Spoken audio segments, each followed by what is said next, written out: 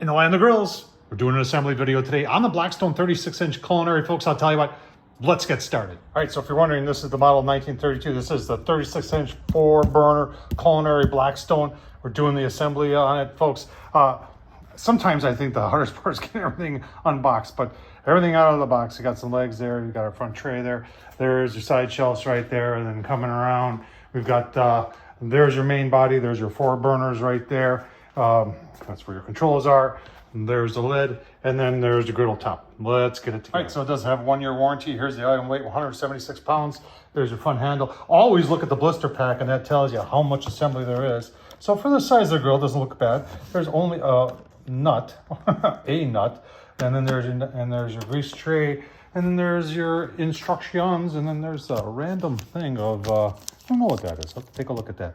I think those are, in fact, I know what those are bumpers that go on the grill lid. So let's open it up and let's get to the instructions and get it. All right, first step is put the legs on, folks. I cut the boxes up as I go along, but I always save the main box for one reason, and it just makes it easier to assemble. I've got it flipped upside down, and I've got the griddle flipped upside down on there. Makes putting the legs on just a little bit easier. All right, 4 legs are on. Don't tighten them up all the way.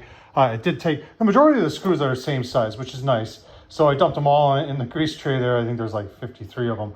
But what's odd is that they kind of numbered.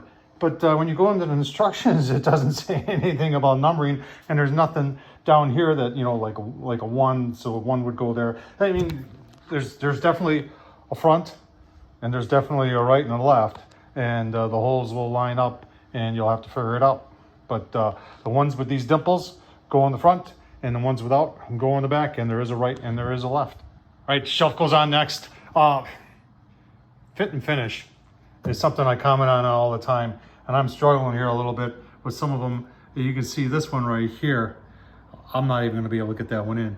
And I could put a clamp on there and try to get this tighter, but it is, it's tight already. So that one, that one's not gonna go in.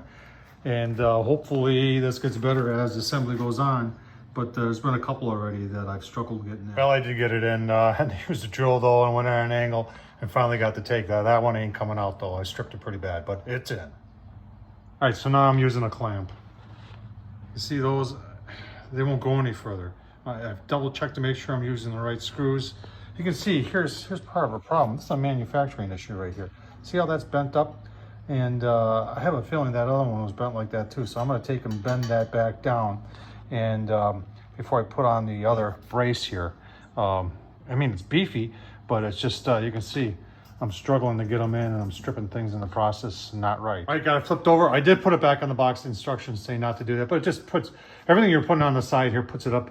I'm a little bit taller at more of a working height. There is one nut on this whole grill, and I like that a lot. And that's for a propane holder, and it goes on the back side. You can see it right there. So 1 nut and 1 bolt just to put the propane, and the propane hanger, that's pretty heavy duty. I like that. All right, shelf brackets, when these shelves come down, I like that a lot. And these are heavy duty, and they are labeled. I like that, right and left. Nice job. All right, off the box, putting the shelves on. The shelves all have 4 screws on them.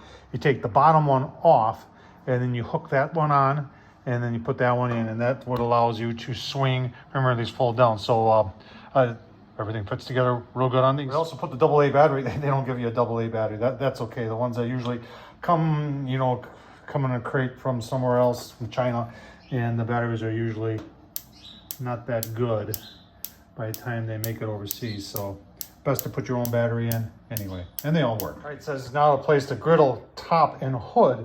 But when I took mine out of the box, the hood was separate than there, so I don't know if that means that now there is a trick here to putting these in. You've got to, it kind of locks into place, so you can see the slot there.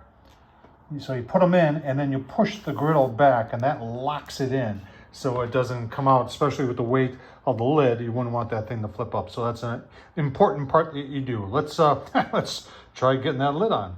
All right, there it is, all put together. They've got this basket out here that you can, there's little clips on there, and it makes it adjustable. But I noticed that the very top ones that it locks into is a little bit on the loose side. So there definitely was something going on. Maybe it was shipping or something like that. Got the magnetic bar there to hold your spatula and such. In all, there was about a half an hour of unpacking and about an hour and a half of putting together. So 2 hours, if you're going to do this, plan for 2 hours, folks. I mean, my neighbor came over when it was all done, and all he could say was, wow, it's a beast. And I agree. That's a beast of a griddle right there, folks. Hope you enjoyed this. Tom Horsman at YouTube. Thumbs up, leave a comment, and as always, thanks for watching.